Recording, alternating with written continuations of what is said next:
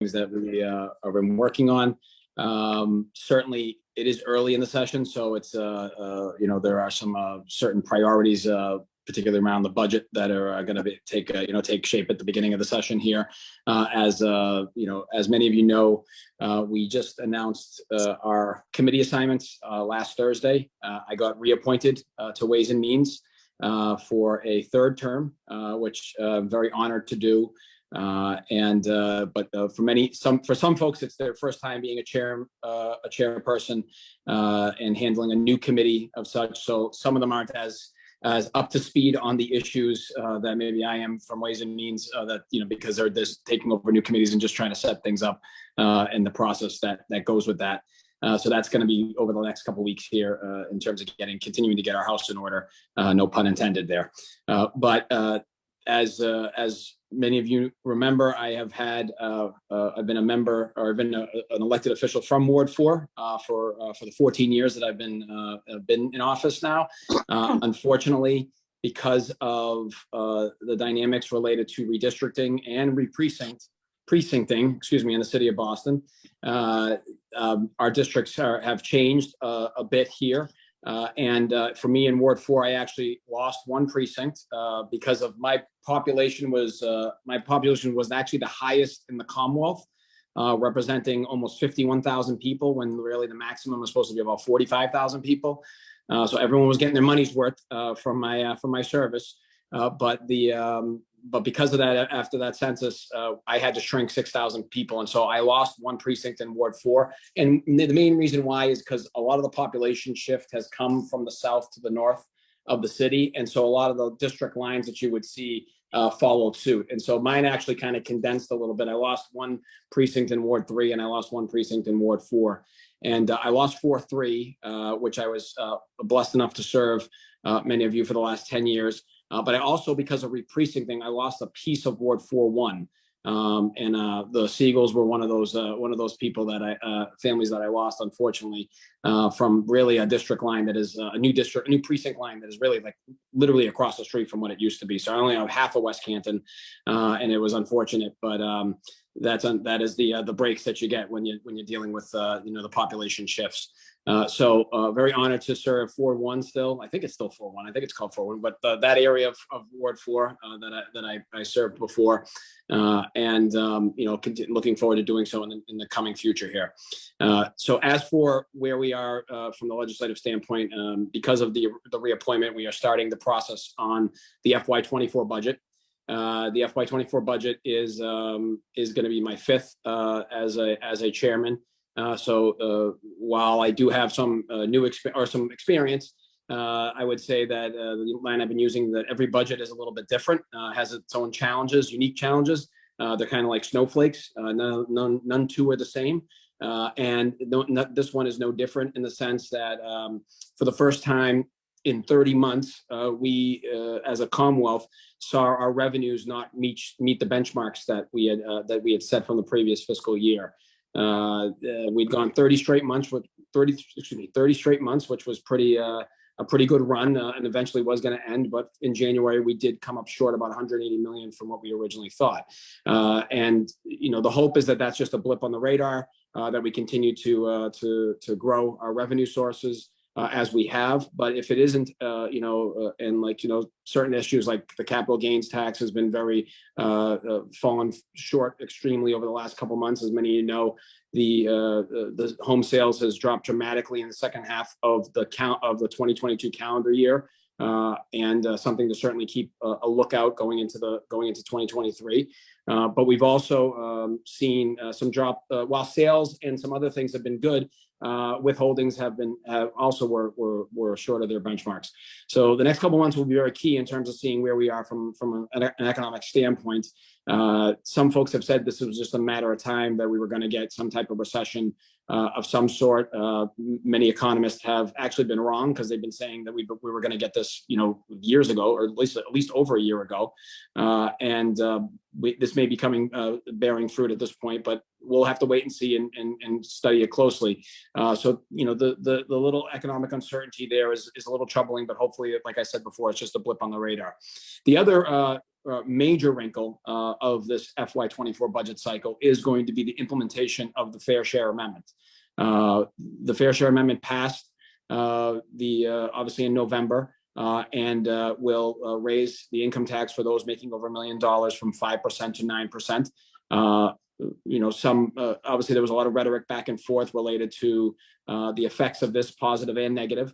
And I think it's on us now to kind of try to implement it properly and make sure that the effects are substantial in the positive ways and minimal in the negative ways. And one of those we are looking at that is exactly how to what the numbers should be, exactly how much money we think it's going to raise. There was projections throughout the discussion of the campaign of up to $2 billion. And that may bear out over time, but we are going to be a little conservative on this and project it only to be $1 billion for FY24. It was an agreement between the House, the Senate, and the administration. And the reason why we're playing it that way is DOR did estimate that it could be between $1.4 and $1.7 billion. They've been wrong on other projections on other issues before. And the challenge you have here is that this is the first time we're ever implementing this tax. Or tax increase. So you don't know exactly what the effects are going to have on people and how they handle it. Some folks have decided to move to other states to avoid that discussion. Some have maybe overblown that fear in itself. And I think for us, we didn't want to get too far in front of ourselves. The FY20 doing $1 billion at FY24. The collection of this particular tax, you got to remember, it will not be really fully implemented or collected until May of 2024. We didn't want to get too far ahead of ourselves and find out in May of 2024 that we overprojected and then having to kind of scramble and potentially hurt programs that we're already budgeting this upcoming fiscal cycle, and then would have to pull back. And so we were very cognizant of that. And so by sitting at $1 billion, I think we are focused on making sure that it has a great impact on our economy, has a great impact on important investments in education and transportation. The will of the voters spoke to both those entities being the ones that we focused on. And I think we are certainly focused on making sure that is implemented the proper way. I'd like to see a 50-50 split. I think that we still have a long way to go. Because of having a new governor, this Governor Healy, does not actually have to file her budget until March 1st. Historically or traditionally, the governor has to file it at the end of January. And by not filing until March 1st, it puts it in a little bit of a time crunch, but we have to, the House is still going to have to pass our budget in April like we traditionally do, and the Senate's going to have to do their budget traditionally in May. We're going to have to come to conference committee like we do traditionally in June, and hopefully get done by July 1st or July 1st-ish. Is the best we can do to keep the fiscal trains moving. No pun intended there. But it's certainly something that we're focused on. And what exactly will that $500 million hypothetically and $500 million hypothetically for transportation and education, be?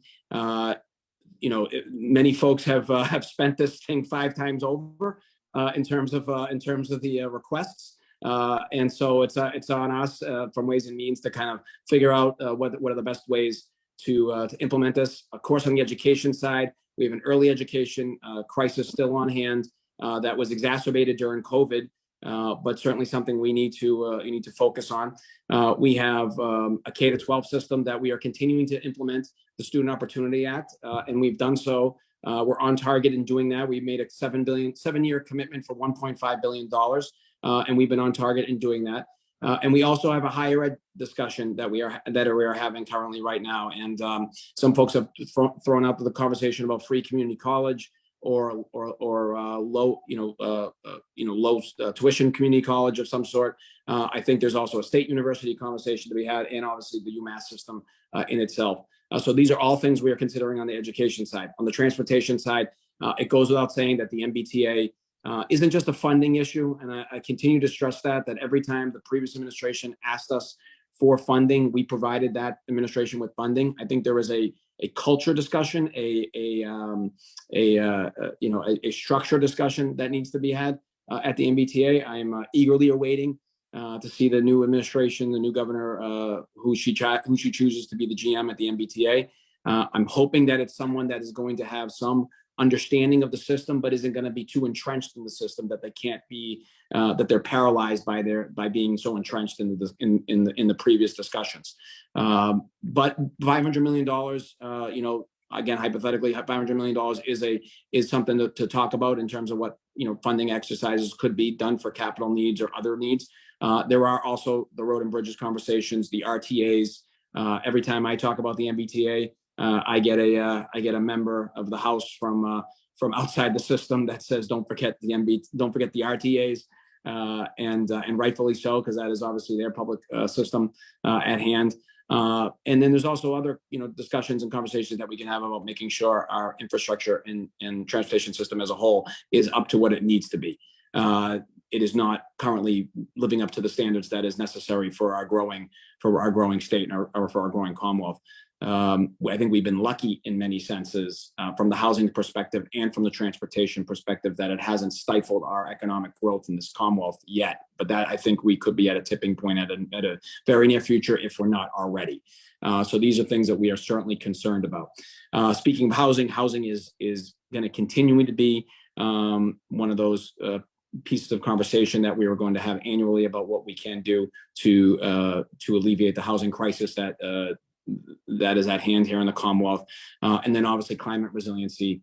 Housing and climate resiliency are two issues that when I first got elected to the House was something that was, okay, you do one issue and then you put it away for a couple of years, or you take care of something and you put it away for something. Now we're at the point from both the housing side of it and obviously from the climate resiliency side of it that we have to, you know, annually have legislative means and legislative measures to move the needle.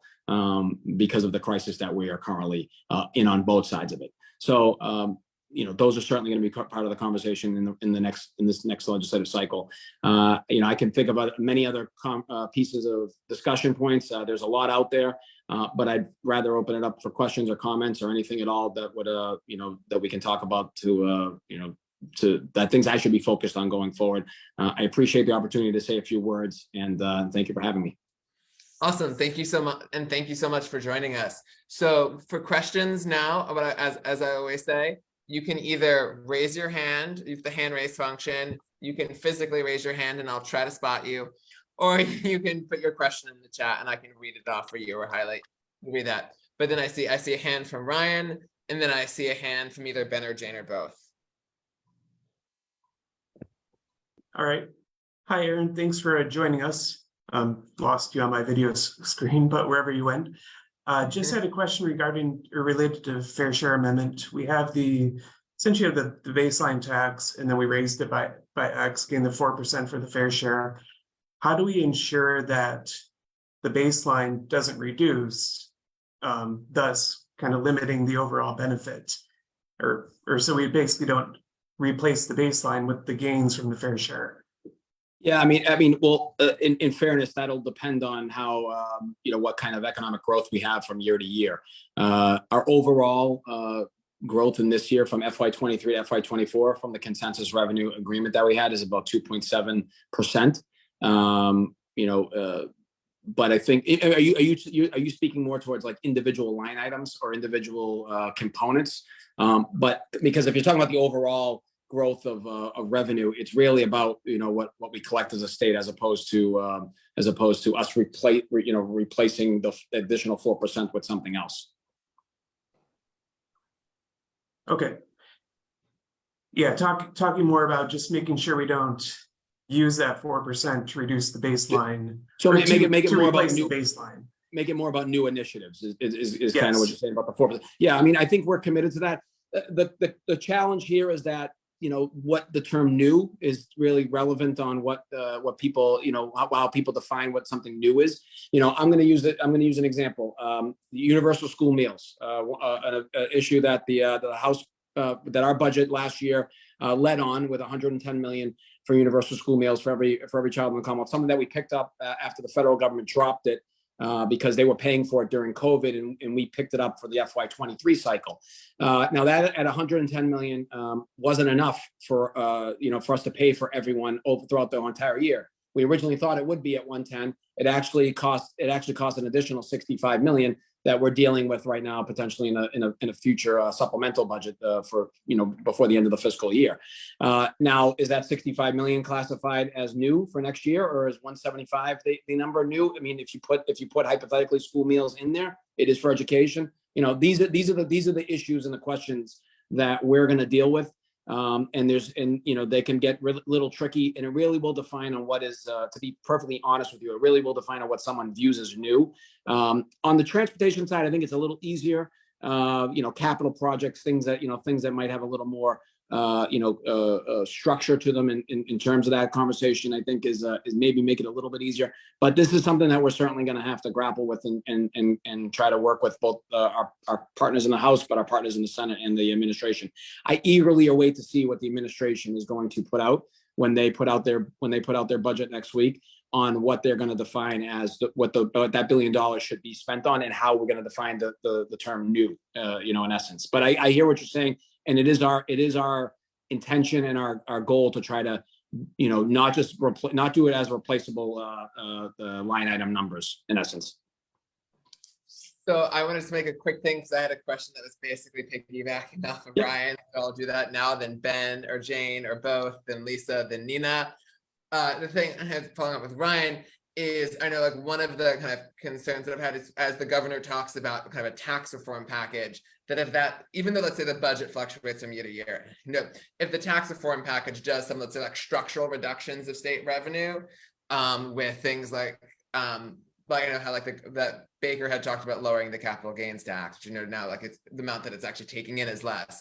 That if we make some structural reductions in revenue, that minimizes what you can actually, let's say, the benefit that comes from new revenue, because the total budget is now smaller. So that's a concern that's been on my mind, about to make sure that if we're doing a kind of a tax reform package, it's done in a way that isn't harming our state's ability to invest in things. Yeah, I mean, I think we're certainly mindful of that. I think that we did not pass the tax package, the tax cut package from last year, because our circumstances changed with the implementation of 62F, and taking $3 billion out of the coffers. We saw that $3 billion as a cushion for next year. If we were going to do tax cuts, that gave us a little cushion in case we needed some replaceable pieces during the transition of with the millionaires tax, the tax cuts, and whatever for FY24. With 62F, that took that off the table from our perspective. So I think we need to kind of reevaluate. I know the governor said she's going to file a new tax cut package next week along with the budget. I don't know if it's going to be in the budget or how she's going to frame it yet. We haven't had that conversation with A&F. I think that'll be certainly an interesting circumstance that we have to figure out if we're going to do it or not. I have to see. I think it depends on what it is. And the one thing I will say with the estate tax, which I know the previous governor, I think this current governor, the speaker has mentioned this, and the Senate president has mentioned this, about trying to make the estate tax somewhat on par with other states to keep our competitive, quote unquote, competitiveness around, particularly around the fear of people leaving because of the new millionaires tax. Now, I'm not of the mindset yet that I think everyone's leaving out of state. I think our economy is very diverse.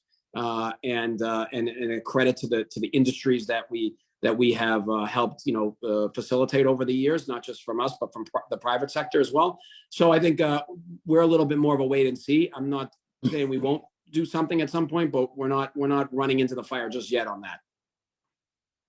Thank you. So Ben or Jane?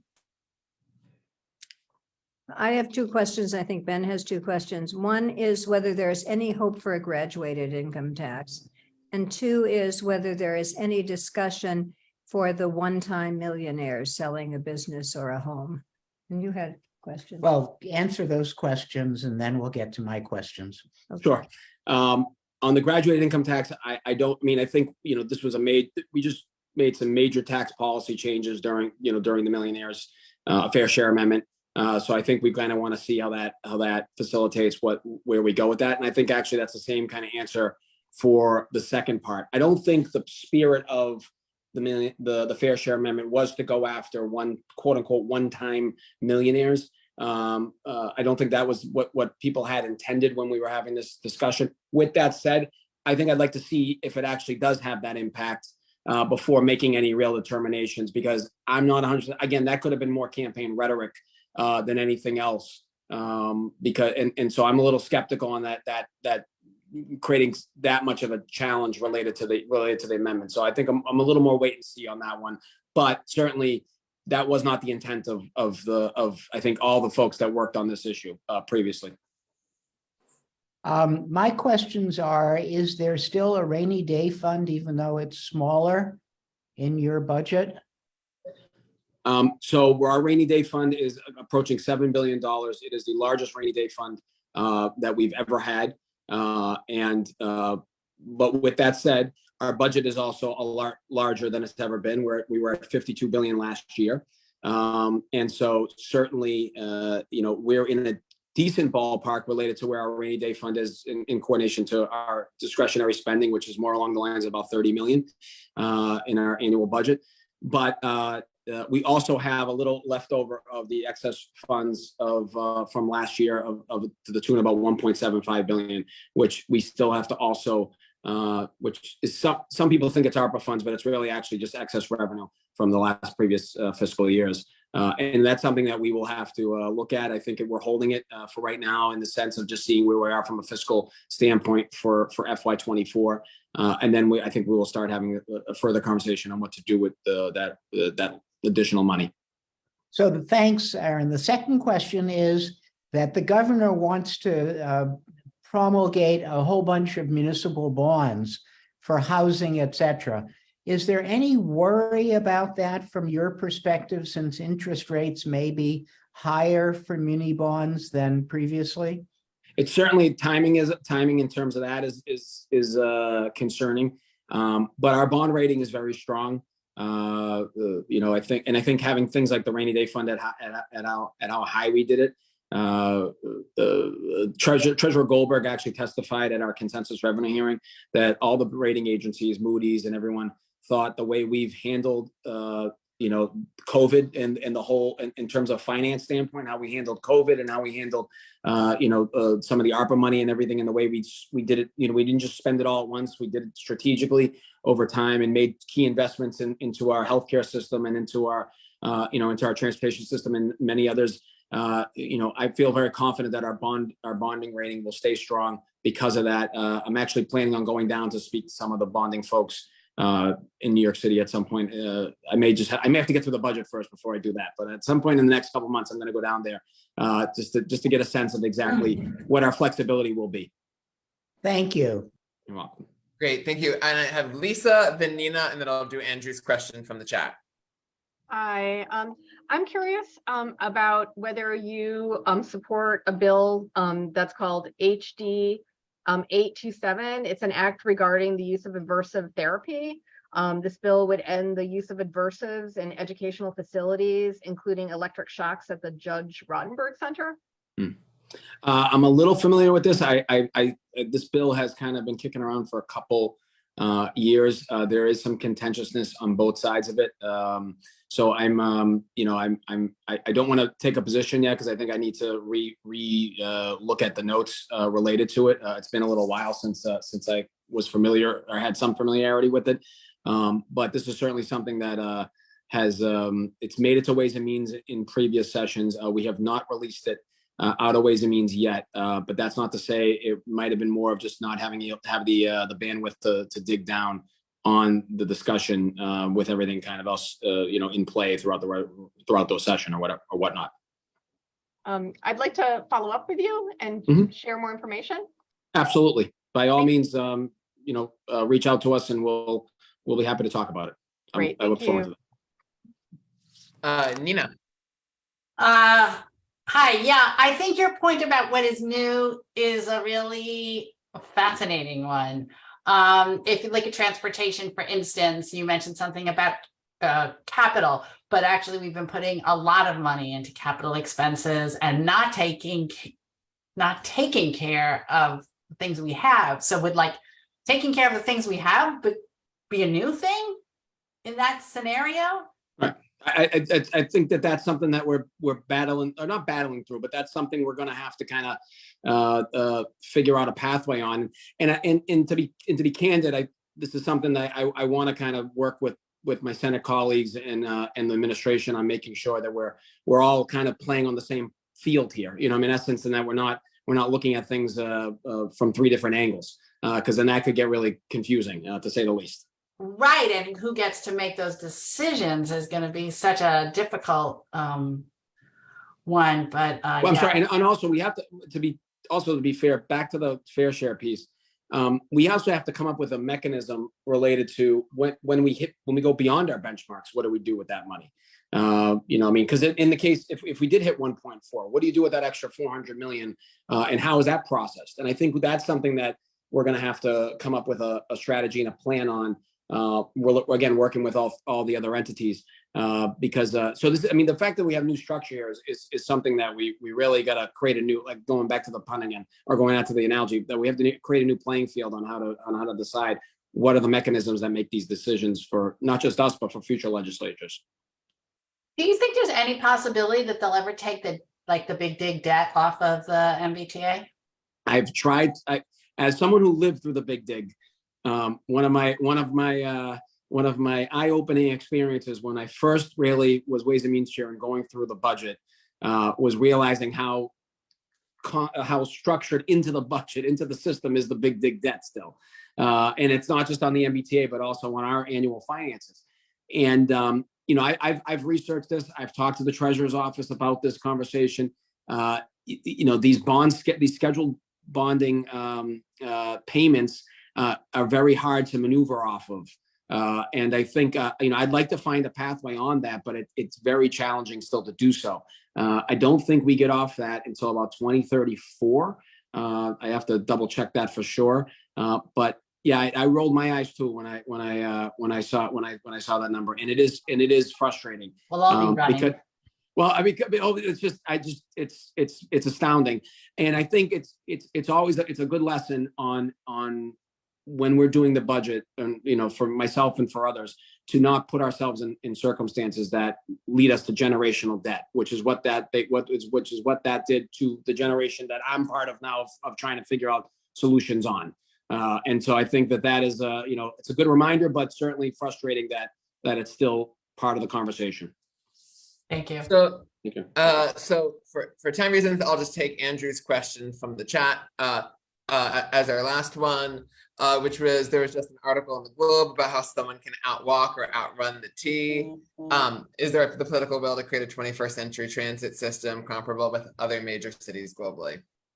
I think it's not a one-piece solution. I do think it's going to take, and again, I go back to it with the MBTA. I think it's going to take new leadership and a culture change. I think there is a cultural issue within the MBTA that needs better structure. I think the safety precaution, take the safety measures alone, and the way that it was ignored for the past 5-6 years in particular. I don't know how the previous administration was able to skate so much from the media on that, because it was very frustrating, very disappointing. I'm someone, I walk and I take the train. That's what I do. That's what my district allows me to do, because I can walk my district, but I also take the train as much as I can. I drive as limited amount as possible. And I walk more than I take the train, because walking is easier for me than taking the train. And I hate to say that that's the truth. So it is something that we need greater, not just investment from financial standpoint, but greater investment in terms of just strategy and time and dedication.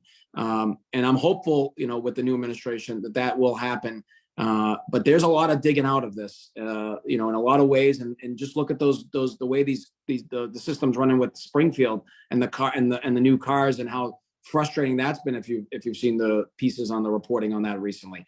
That's crazy when you think about it, but very challenging in terms of getting out of it. And I've had a conversation with the governor about it, and she's very frustrated with her options, which there aren't many. In terms of dealing with just that issue alone. So there is a whole host of things here that is going to take a while to get out of I'm committed personally, and I know a lot of the Boston delegation is committed personally. We have to work with our colleagues across the Commonwealth. I will say I've fought to get a City of Boston, a mayor-appointed seat on the MBTA board. I think the mayor should have an appointment on there, and I'm not just saying that because it's Mayor Michelle Wu. I'm saying that because I said I was doing that I was trying to do that for Mayor Marty Walsh as well. So it's but I do think Michelle would bring a little more energy to the conversation, which I think would be good. So there are a whole host of things there that we need to work on, and I'm open to ideas and people having thoughts on that. Please don't hesitate to reach out to me, email, or if you want to come to one of my coffee hours that I'm going to have in the spring. We can announce that when the time is right. Awesome. Well, thank you so much. Can we get a round of Zoom applause for Thank you. Sharon Michlewitz? And if you can drop in like the best way of reaching out to your office in the chat. Thank you again so much, and happy budget writing. Thank you. I'm looking forward to it. And I will bring up our next speaker, Theresa Teixeira from the city's Community Choice Energy Program. And Theresa, forgive me if I mispronounced your last name. I will put you on spotlight. Take time. Do you need screen sharing authority? Yes, please. Yeah, Okay. that would be great. I will make you a co-host so that you can share your screen. Awesome. Yeah, and then take it away with the presentation, and then after the presentation, we can do some Q&A. Okay, great. I'm actually still not able to share, which is a little weird. Okay, just give me one moment. I will just start with, my name is Theresa. I am the program manager for the Boston Community Choice Electricity Program. And that's exactly what I'm going to be talking about today. I just need to figure out which one of the screens is the correct one because it's not showing me a preview. So if you don't see the right one, please let me know. Sorry. Give me one moment here.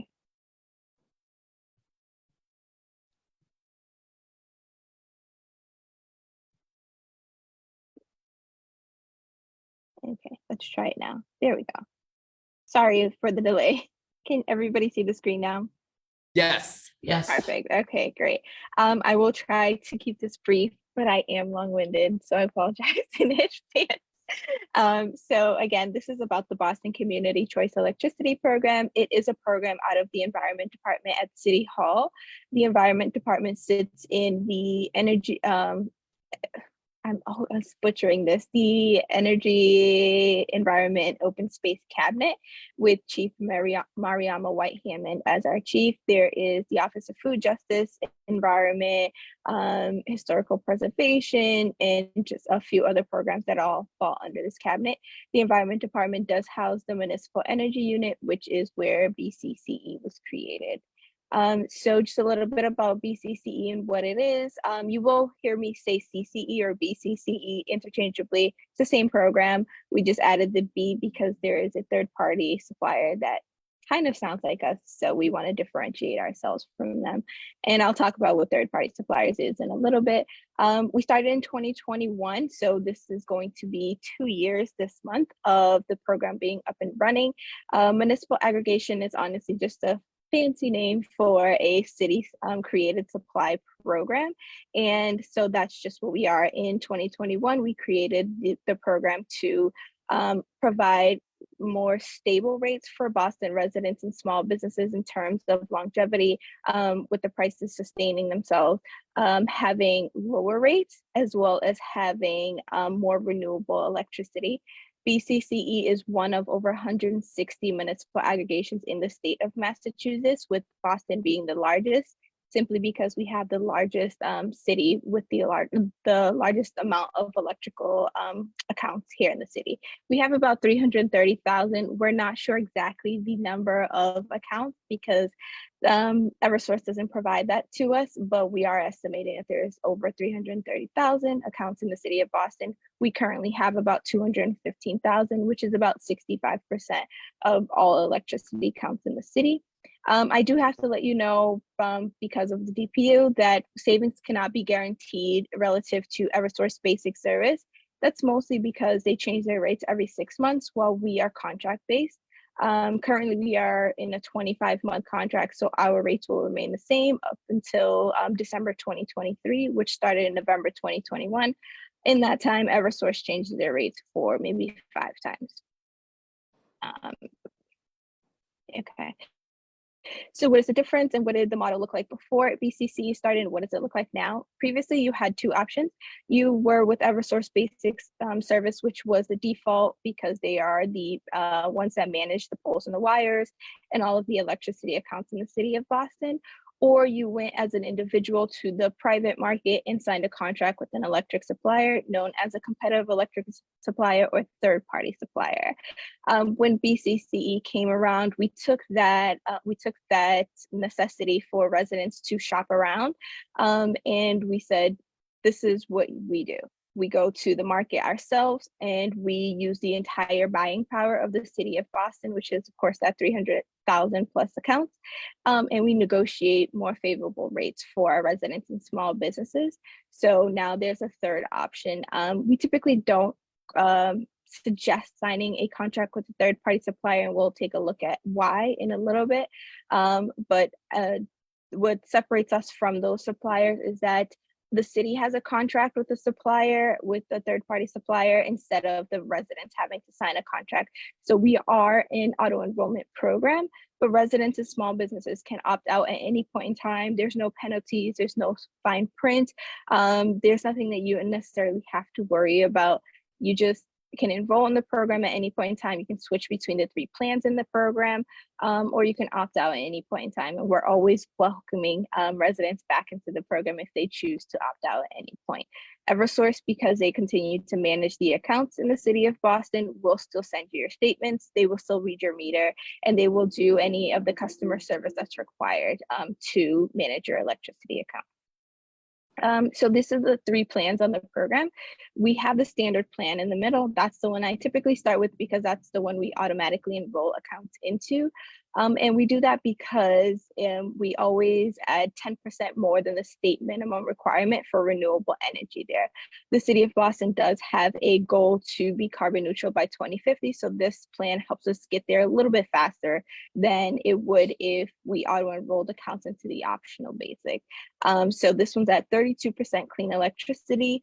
And all of our clean sources for the 3 plans in the program come from the New England area, including Massachusetts, and they are wind and solar.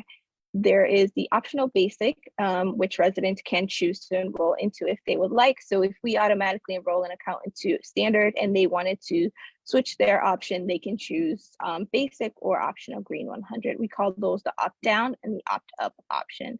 Again, optional basic is at the state minimum, and this is equivalent to what you receive with Eversource because they always purchase at the state minimum, which is currently 22%. And then there's optional green 100.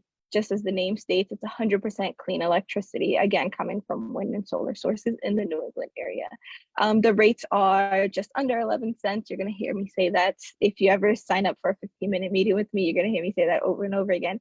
Just under 11 cents, just over 11 cents, and just under 14 cents. I did break down the accounts in Ward 4. So this is what it looks like for the accounts that are currently enrolled or due to enroll in the next couple of weeks into the program. As you can see, most accounts are in the standard plan. And again, that's mostly because that's the one we automatically enroll residents and small businesses into. But some people do enroll themselves and they do enroll into the standard plan. We recommend either the standard plan or the optional green 100, but anybody can enroll into any plan as they choose. We have all 3 plans here to make sure you have one that works for you. So feel free to choose one, whichever 3 works for your household because you know your household best. If you wanted to take a picture, I'll stop for another 2 or 3 seconds, but I will also be sharing this out with Jonathan afterwards. And just a visual, because this is the slide that most people really like to actually take photos of, just to kind of compare what Eversource looks like to BCCE. Historically, Eversource basic service rates are typically around 9 to 11 cents. Last year, Eversource's rates increased significantly around February, March, mainly due to crises and wars going on in the other side of the world. We do get a large amount of our sources here that we use to create electricity from the other side of the country, the other side of the world, excuse me. So that did have a large effect on the amount of electricity going up. So last year we saw a 15-20-year high for Eversource electricity rates. Started out at about 16 cents, went up to about 18 cents, and it's currently just under 26 cents. So at that 0.25776 rate for residents. As you can see, the three on the left are for BCCE, and they are significantly less expensive. The average resident in the city of Boston uses about 600 kilowatt hours. So this is why you see it here. It's 600 kWh times the rate for each plan. And the average resident would save somewhere between $70 and $90 per month by switching to BCCE from Eversource Basic Service. Energy Switch MA is a government created website that you can actually go on and see the different rates for each of the three plans on BCCE, Eversource's current rate or upcoming rate, depending on when you look on the website, as well as rates, for competitive electric suppliers. We also have we also take small businesses into the program. While we don't have different rates for small businesses, the rates are the same, whether it's a resident or a small business. Eversource's rates are slightly different for small businesses. So you can see here, their rate currently is just over 26 cents for small businesses, as opposed to residents, which is just under 26 cents. Jumping over to competitive electric suppliers, as I mentioned, they're private companies that are legally allowed to market in the city of Boston. Excuse me, typically they'll come door to door. They will send mailers to residents and small businesses, excuse me. And sometimes they'll give calls. They may be at your local big box store or your local corner store, trying to sell you electricity. Sometimes they will say that they work with Eversource or work for Eversource, none of which is technically true. And we have been hearing more recently that they are telling residents that they are being managed by the city of Boston, or they're managing the city of Boston CCE program. That again is not true. So this is a form of deception, and you can file a consumer complaint with the Department of Public Utilities and the Attorney General's office if you do find one of these companies are blatantly lying to either you or somebody you know, and that would help us get some of these companies shut down. So the Attorney General's office over the last few years has put out updates to a report that was done in, I believe, 2020. And it found that in a 5-year period between 2015 and 2020, nearly $430 million was lost by residents across the state that were signed to competitive electric suppliers. So that's not $430 million that was paid to these competitive electric suppliers for electricity. That's overage of what they would have paid if they had just stayed with Eversource Basic Service. The average household was losing about $230 per year, with the hardest hit households losing about $500 per year. On a more local level, in the city of Boston, excuse me, sorry, in just 1 month, residents lost over $1 million. So this looks a lot like the other slides, but this is with third-party supplier rates. These are the 3 highest rates that we've actually witnessed residents being charged in the city of Boston on third-party supply. I previously said that the average household across the state of Massachusetts was losing about $226 per year. Right now, if you look at that last rate there, that 60-cent rate, that's over $300 per month. That's almost $3,600 per year that this resident was losing to competitive electric supply when they could have been on the CCE program. We did switch all of these residents to BCCE, so they're seeing a very small bill in comparison to what they were seeing with these third-party suppliers. So as you can tell, these rates are extremely high. And because third-party suppliers are private companies and they have their own terms and penalties and termination fees, it can get very expensive very quickly being signed to one of these companies. Third-party suppliers, what they don't tell you is that after you've completed the terms of your contract, let's say you signed a 12-month contract, if you don't remove yourself from their service, you actually stay with them and you move to a month-to-month contract, which is likely on a variable rate. And that's when we get to these 39-cent, 45-cent, 55-cent, 60-cent rates. And most residents don't typically look at their bills to see what rate they're paying with the supplier. They typically look at their bill to see how much the bill is going to be when it's due and then make a payment on it. So one of the things that I do like to do is kind of explain how to read your bill. So if you have your bill with you right now, it'd be a really good time to pull it out. This is how you identify who your supplier is. On the very first page, no matter who your supplier is, Eversource will always include that information on there. And if you are switching from one supplier to another, there's a note section. It's actually being covered right now by the enlarged image, but just under that right-hand section that says current charges for electricity, there's a note section, and it'll tell you something to the effect of, on your next billing cycle, you will see so-and-so as your supplier. So take a look at that.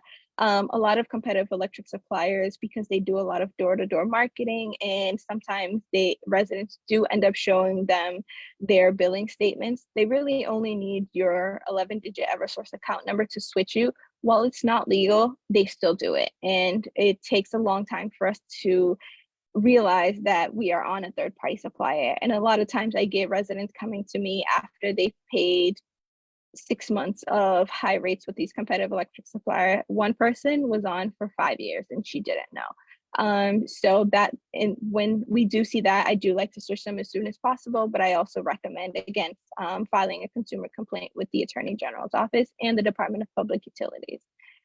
So you have 3 options here as to who your supplier would be. If it says Constellation New Energy, billing for City of Boston, CCE, you're on the program. Either you or someone in your household enrolled you in CCE, or you were one of those residents that were automatically enrolled. We always send out a letter to residents and small businesses that are going to be automatically enrolled. We let you know what the program is, what the rates are for Eversource basic service. And we also make sure that you know that you can opt out of the program. We give you a 30-day opt-out period, and then on your next meter read, that's when you will be switched to BCCE. Option 2 is Eversource. So if you still see Eversource as your supplier, you either are a new resident and we haven't gotten to you yet. We get a list from Eversource every 3 months to send a mailing for auto enrollment. So we just haven't gotten to you yet. Or you or someone in your household opted you out of the program in the past.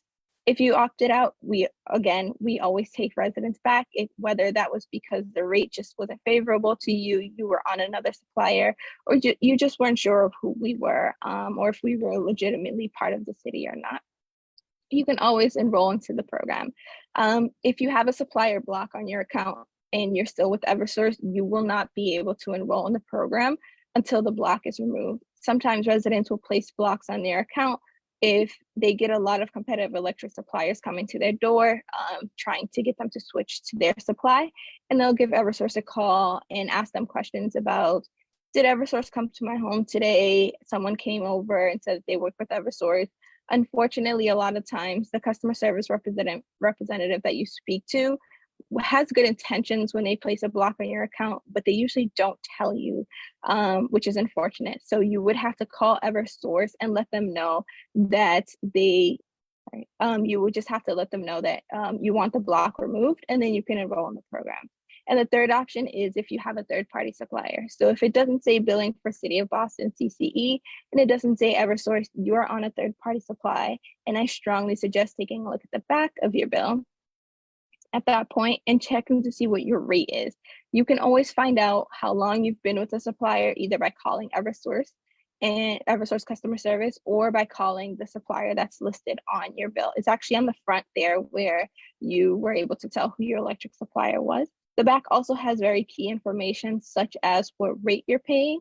and when your next meter read is. Because we use electricity and then pay for it, it's important to know when your next meter read is, because Eversource can only make a change to your account. Let's say if you're changing from one supplier to another once per billing cycle, and that's around your meter read. So if you were hoping to switch to CCE and your meter read is within the next day or so, it would be too late to switch you this billing cycle, so we would move you to the next billing cycle. But so we usually ask that you give us about a week and a half, 2 weeks before your meter read to get that situated. We will always be able to enroll you, but it just may take a little bit longer the closer it is to your meter read. It also tells you how many kilowatt hours you've used this billing cycle. Again, the average resident is 600 kilowatt hours per month. If you're using significantly more, there are ways to kind of figure out how we can reduce that. I always suggest getting a Mass Save energy assessment. It is free. Technically, you do pay for it every month on your Eversource bill, so why not take advantage of it? I will say that Mass Save energy assessments are taking a little bit longer to get to residents now. I think the wait time has increased to over a month wait, so get yourself on that list as soon as possible if that's something you want to do. And then lastly, there is the consumer complaint line. So I did mention that there are a couple of reasons why you should file a consumer complaint. Here's the Department of Public Utilities and the Attorney General's office. I usually suggest making a complaint with both departments, but if you can only do one, I would definitely say the Attorney General's office. And then just some things that you want to remember. If you get that auto enrollment letter, there's an opt-out card in there. If you want to enroll in the program, do nothing. You do not have to sign that card and send it back, because that means you're opting out. If you're already in the program, you don't have to do anything unless you want to switch your enrollment. You are enrolled into the standard plan. If you want to go to optional green 100, great. We love that here in the city. You just go online to boston.gov/BCCE, and there's an opt-in button, or you go to cityofbostonCCE.com/form, and that is the opt-in form. It takes about 30 seconds to fill out that form. It's really, really easy. The only thing you would need that you wouldn't know on the top of your head is your 11-digit Eversource number. Again, if you have a block on your account, you're still with Eversource, you'd have to have that removed. Wait about 48 hours just so we can make sure that it took effect, and then you can enroll in the program. And if you are with a third-party supplier, I would strongly suggest calling that supplier first, seeing if there's a termination fee and asking them to waive it. There's no guarantee that they're going to waive it, but I've had very good success getting residents to call their third-party suppliers and getting those waived over the last a year and a half of the program. So it's worth a shot. The answer is always no unless you try it. And then there's just my contact information here. I'm going to put it in the chat so I can exit the screen and take questions if there's time, but I do know that there are some guests that just joined that probably take precedent over the question. So Happy to take, I know there's one in the chat, but I can take I'm happy to take a couple questions before we go to Councilor Mejia. I know in the chat, Ryan had asked, what is the reason for third-party suppliers being able to legally operate in MA? Based on the slides, this just looks like price gouging. Are there any plans to further regulate the market?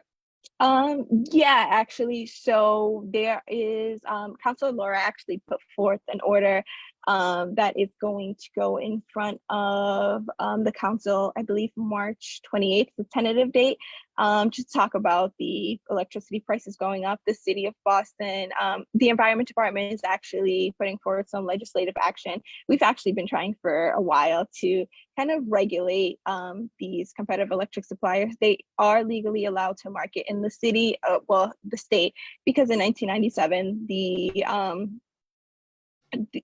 the market was deregulated. So that allowed for greater options for the resident. On the surface, that's great because you can choose a different supplier. You don't have to stay with basic service. For somebody who wanted to opt into more renewable options, that's something that you can do when there's other supplier options. That also allowed for municipal aggregations to be created. So it is a great thing to have additional options, right?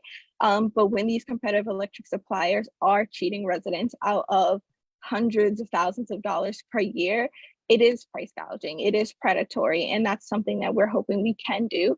They specifically target in certain neighborhoods in the city of Boston. They target Black and Brown residents, they target the elderly, they target the disabled, they target low-income residents. So what they are doing is actually beyond predatory. I don't even know how to describe it, but I do agree with you.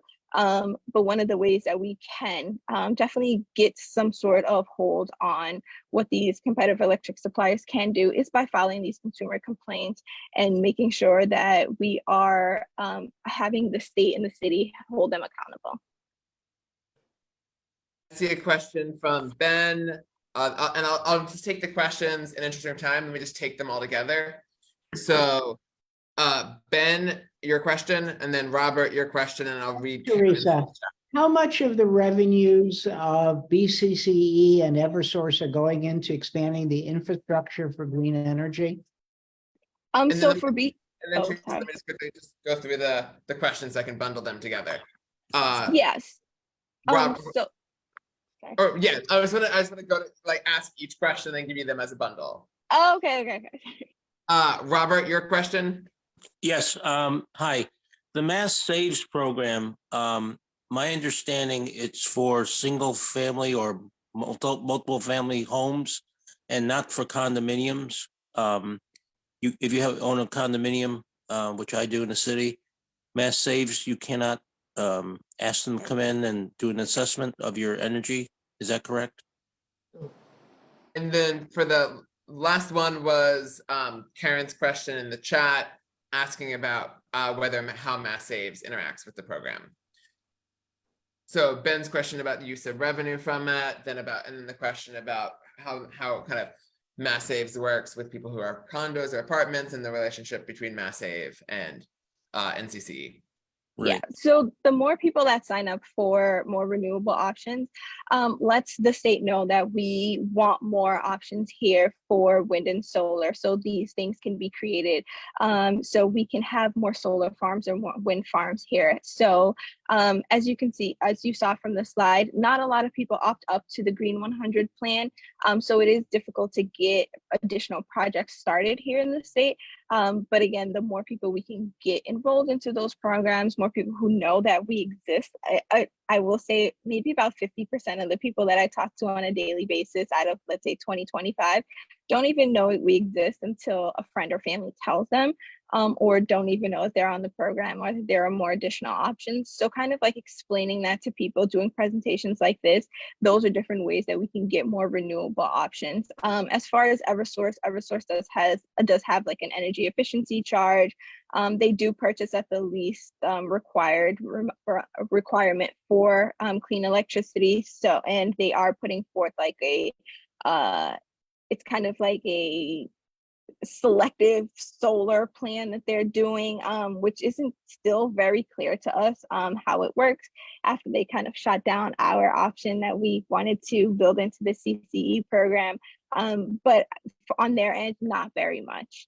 And then can you throw the second question back? Oh, Mass Save. Mass Save, unfortunately, yeah, there is a cap on the size of the property as for if Mass Save can go into the home. I don't necessarily work on Mass Save. One of my colleagues does. We have a community first partnership here in the environment department, and my colleague Rashawn and Deegan, they both work on that. And what happens with that is that the community first partnership is specifically for neighborhoods in the city of Boston that utilize the Mass Save program less than other neighborhoods in the city of Boston, but they have essentially all the answers for who works for Mass Save, how you can get involved, and when you would go to ABCD as opposed to applying directly through Mass Save. And the last question was, sorry.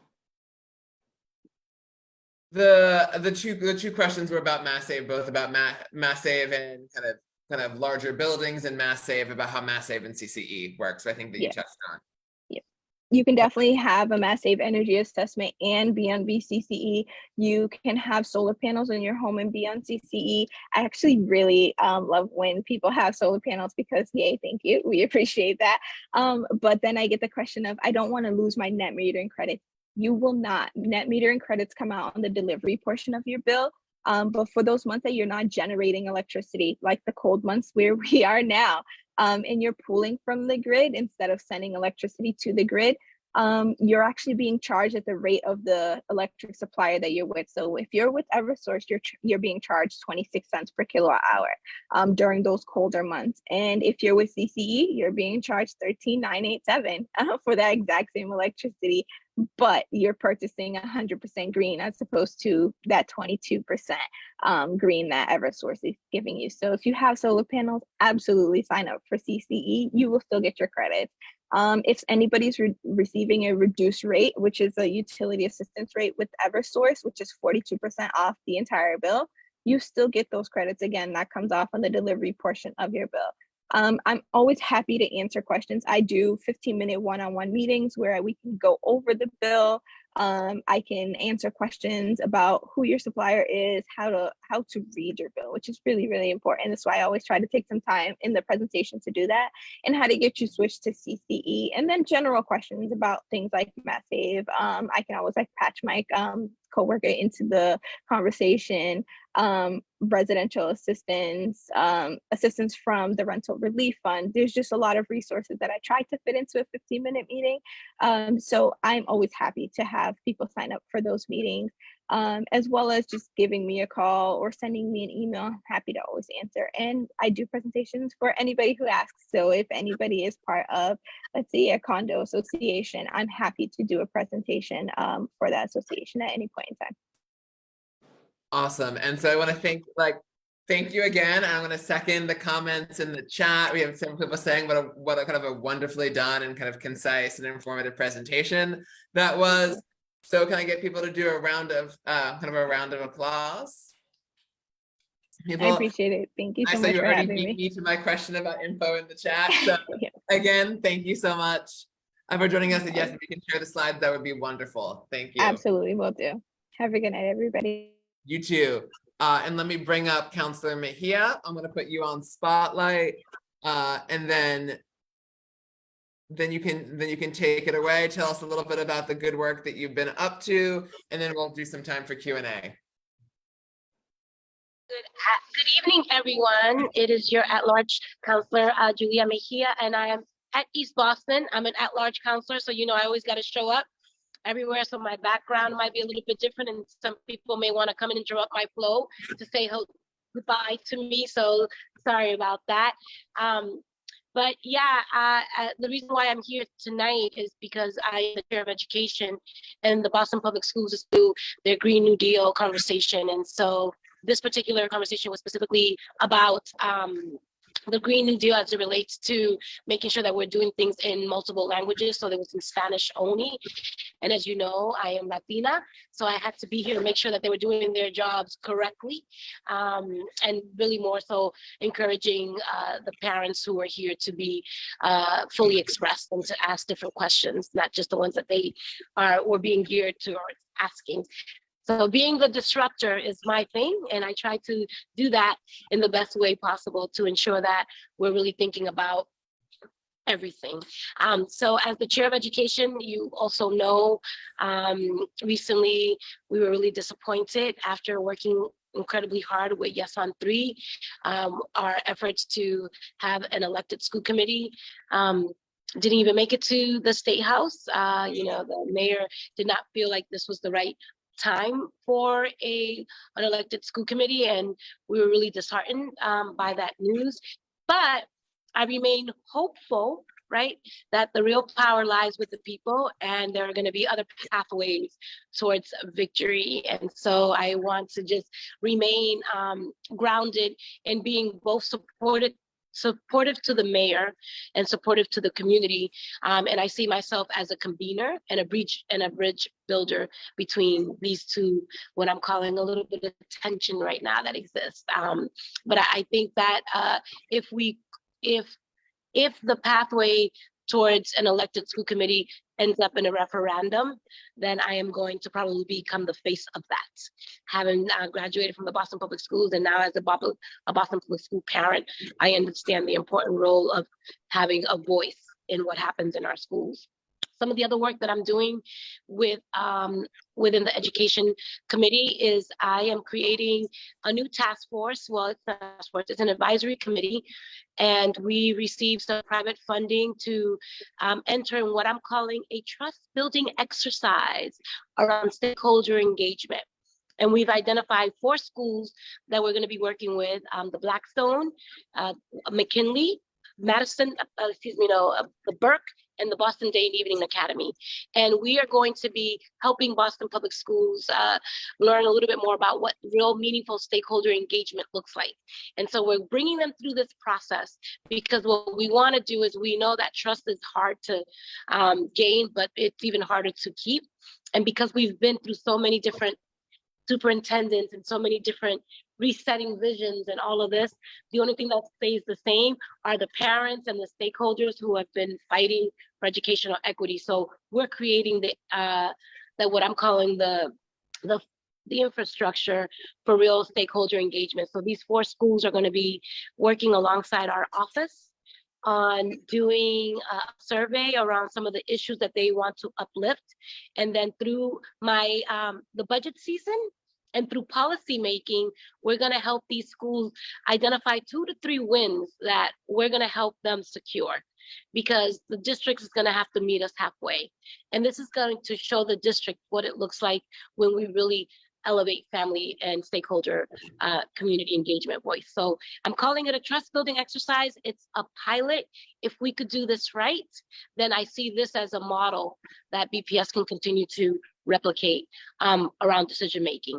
So we're just going to figure it out as we go. We're super excited that Superintendent Skipper is all in, and we've been working in deep collaboration with the family engagement team on developing the infrastructure for this, and more to come as we continue to roll it out. We're just in the early stages of developing those relationships and bringing our advisory committee into the fold.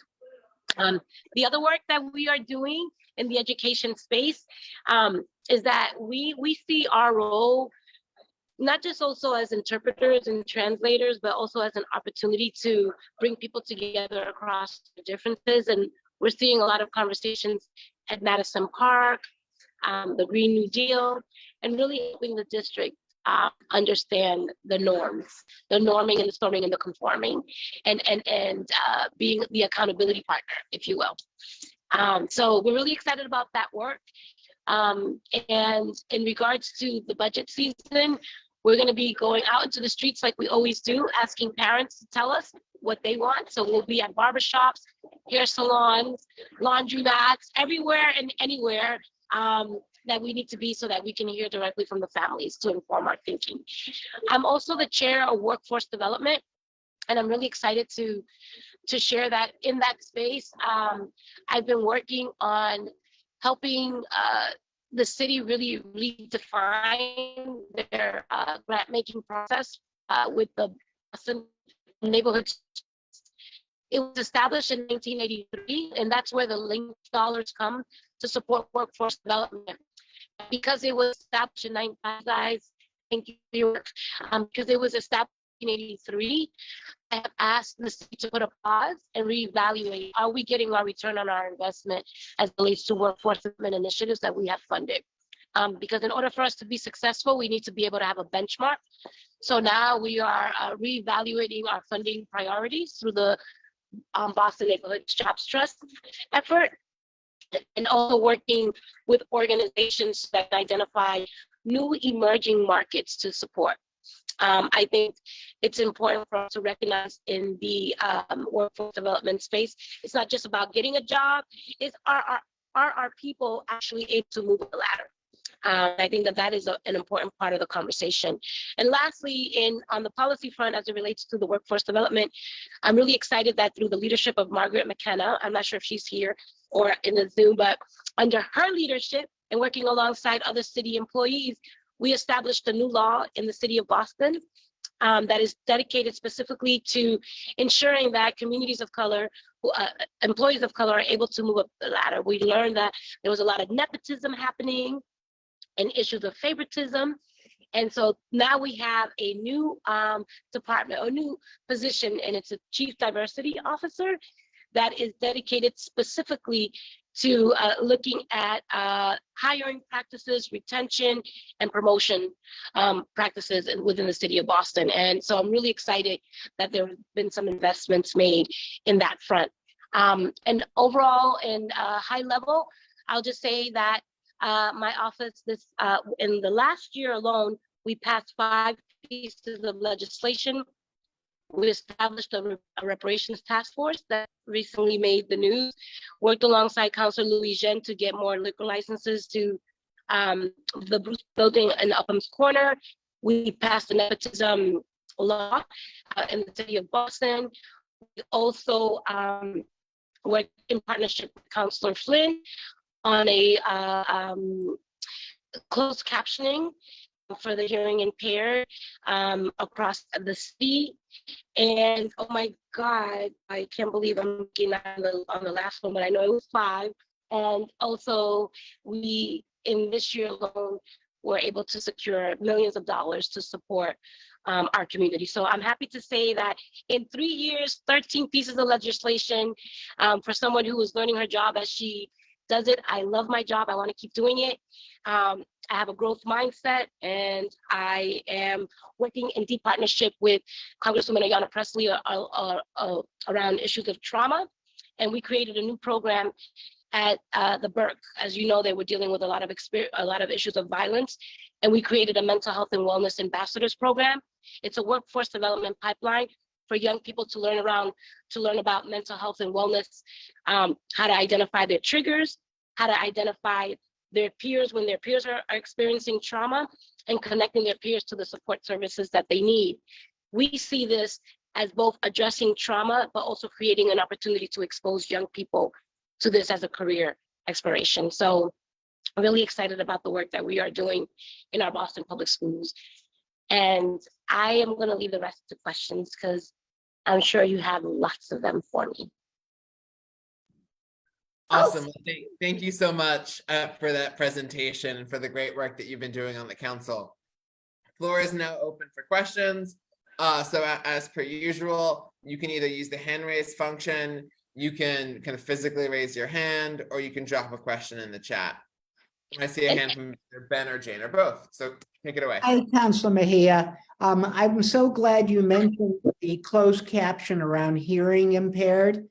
But in the city, there are 30 to 50 different languages spoken by parents and children.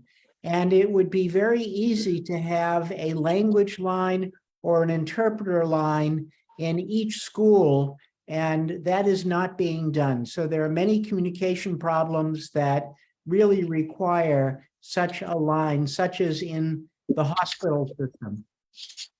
Yeah. Thank you, Ben. And Ben is a fierce advocate. He shows up to all of our council hearings and tells us everything that we need to do. And you are absolutely right. I think that, you know, as an English language learner myself, and I'm still the translator for my mom, I know how difficult it is to ask your child to assume that role. But I do know that the Boston Public Schools are making more investments around interpretation and translation.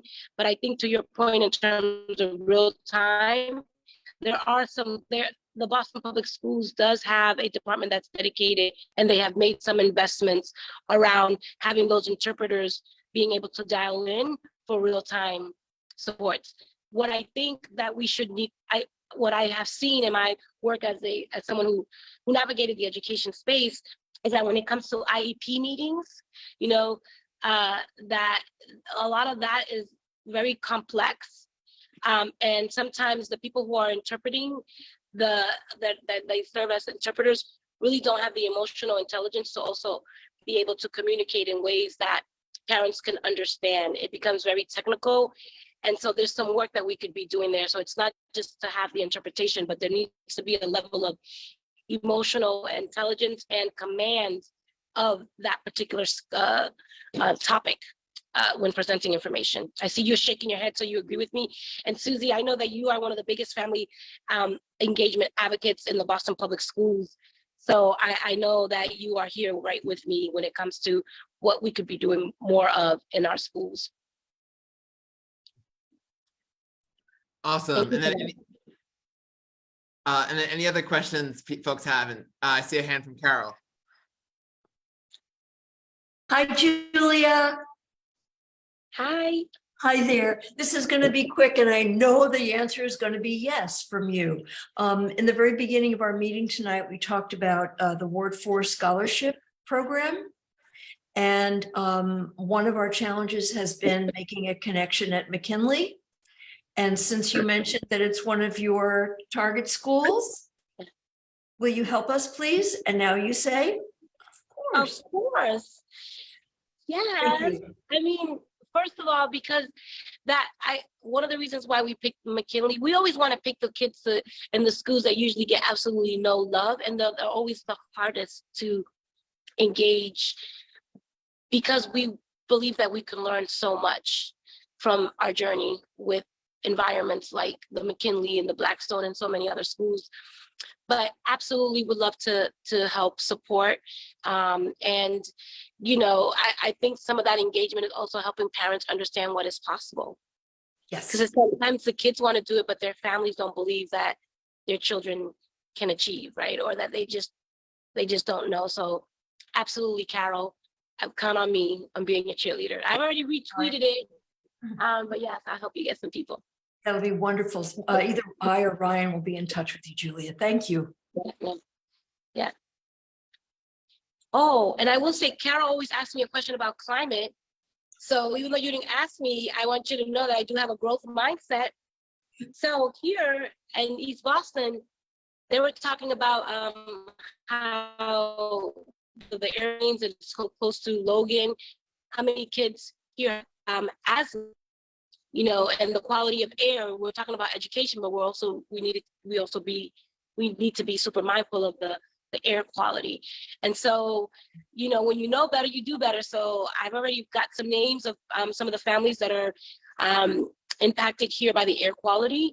And I'm going to be filing a hearing order. You heard it first here around the intersection of what's happening here in East Boston with climate and the quality of air and how it impacts our students here in East Boston schools.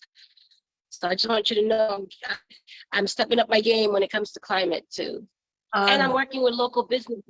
I'm teaching them how climate impacts their business, the Latino businesses in particular on Columbia Road, helping them understand the impact. Yeah. Your presentations at our meetings are always just killer inspiring. It's just like your brain is, you know, giving forth one initiative, one brilliant idea after another, and we're just really grateful. Yeah. You know, I think, hi, you have your hand up. Go ahead. Janet, go ahead.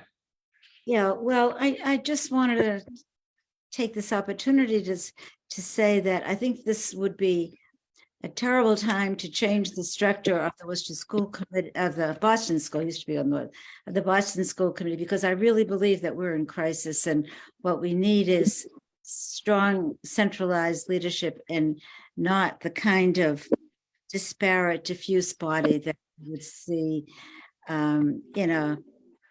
particularly in the structure that you've recommended. But I want to say that beyond this, I want to take this opportunity to say that beyond the school issue, the attempts by many progressive Democrats to erode the power of the mayor, not just this mayor, but the power of the mayor is misguided. And I really believe it's leading us down a dangerous path. And I really think, you know, we need to think carefully about where we're going, because whether it's sharing budgetary powers or influence in collective bargaining, planning and development, I can tell you from experience in Worcester that setting priorities, generating confidence, meeting timelines, assuring accountability are all compromised in a weak mayor system. Worcester for many years, and I realize that you're not talking about a city manager versus a mayor, but you're talking about eroding the powers of the mayor. And I think that is really dangerous. If you look at Worcester for many years, there was no direct access to the Mass Pike. There was an airport with no planes. There was a train station without trains. There was a reason for that. It was because there was no political power based in a political strong mayor, and you don't get the kind of attention, because if you don't have that kind of strong political power, then controversial decisions will not be easily resolved. And I'll just give you a small example of something like that. When I was working in Governor Dukakis's administration covering Central Mass, there was a lot of money and there was a lot of interest in building up Worcester Airport. But it would have required some neighborhood dislocation, and everybody realized that it could have been mitigated, but there was no strong political leadership, no strong mayor who would stand up to any kind of opposition. And Fred Salbucci, the Secretary of Education, said, forget it, we're not going to let the governor hang out to dry. There's nobody there who will have his back. This is what happens when you erode the power of the mayor. So be careful what you wish for, is what I'm saying. Yeah, thank you, Janet. I do appreciate that insight. And one of the things that I have learned in my little 3 years in pubs is that so many different diverse opinions, and that I believe that we have an opportunity to find some common ground around some of these differences, because on the other side of it, there is such a level of discontent from the public in terms of not really feeling heard and not feeling valued or understood. And so one of the things that I learned while I was in Chile was this model of co-governance. And what does that look like when we create space for people who are in leadership positions, and creating opportunities for those who are in informal leadership positions, and then creating space for those who are really living their realities and doing the work. And I think that is where the opportunity lies for us as a city, because it's not just around the education system, it's also how we build here, planning and development. There's every nook and cranny here is a problem. And I think that this is where, for me, what I'm really excited about is what do we do and how do we build infrastructure for people to feel heard, but that we are actually listening to the will of the people. And I think that we have not seen.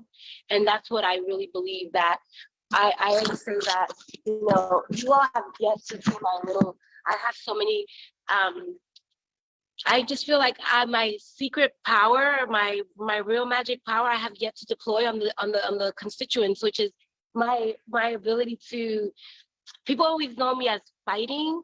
Yes, I'm going to fight for my people, but there's also an opportunity to bring people together across their differences, and my love for people and my desire to really create space for everyone to feel like we all have lost something and we all have won something is what the next iteration of my growth is, in terms of how do I deal with these very different opposing views and create space to really handle the problem at hand, which is people not feeling heard, valued, or respected. So I appreciate that. I understand that. I agree with you that people have to be heard, but I also believe that you need accountability, you need decision making, you need to know the buck stops here. You need to be sure that there is some centralized kind of authority that people have confidence in, and they will carry the job out. Yes, and I will say you'll be happy to know, Janet, that I am the founder of a new committee on the City Council, which is called Government Accountability, Transparency, and Accessibility. And in that committee is what I am hoping to build out what it looks like when we bring people in around accountability and transparent processes. And to Ben's point in terms of accessing information, the accessibility piece of the government usually gets lost. It's like who has the power and who has the information. And some of that is just about information justice, and accessing city services is part of the game plan here for me. So this committee, Janet, Government Accountability, Transparency, and Accessibility, I hope is the answer, or at least a piece of the puzzle and one of the tools that we have in our toolkit to be able to get at the accountability and transparency piece that we're so in deep need of. So maybe that could be a place where we can continue to build in that committee. So thank you for that. Thank you. Great. And then does anybody else have a question that they would like to ask, either by raising your hand or by using the hand raise function or dropping in the chat? If there are none, I'll just ask one quick thing. Would be curious to see if the council has been considering anything to do about how to creatively use spaces that are kind of like the vacant storefronts that exist, especially coming out of COVID, where businesses have closed, and what can be done for those spaces in the interim, especially if they're helping smaller businesses or let's say like pop-up shops that can help keep like the area active and then create opportunity for those who need it. So Jonathan, it's so funny because I was talking about that before I got into office, is that we have all of these empty storefronts and they're so depressed, they depress our neighborhoods, right? And these are owners that are holding on and they would rather keep their businesses closed than open it up at a reduced rate or give people smaller mom and pop shop opportunities to just incubate in those spaces, right? So it's a win-win for everybody, but the incentive and the drive is not really there, which is one of the reasons why during COVID, we held a hearing around accessing lots and storefronts to be able to utilize them to help support businesses. And I think the open space grant is an opportunity to help some folks access some dollars to be able to open up shop. But I do think, Jonathan, one of the things that we're doing now is